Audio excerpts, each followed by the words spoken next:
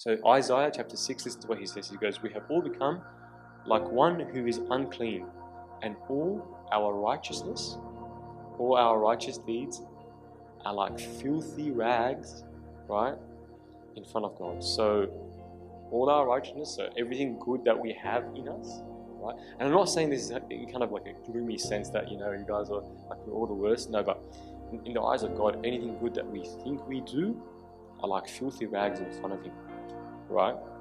So the criteria automatically now, I was telling you at the start, right, that earthly rewards, you work for things, you get it. Christianity, it's different. Heavenly rewards, right? The act doesn't matter so much as the intention behind it, right? So you can do it. You can come to church, and I tell this to our guys all the time. You can come to church half empty and go out completely empty.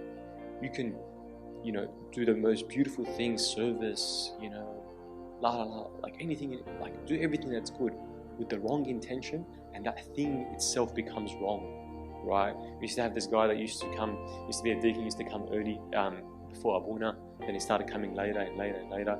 He started coming like after the gospel, then he started coming like after the offertory, then after the gospel, then towards the end of the mass. Like he used to be very late. All the humbles went to the Abuna and they're like, oh, what the drugs, his clubbing every single night. Khalas, Abuna, save him.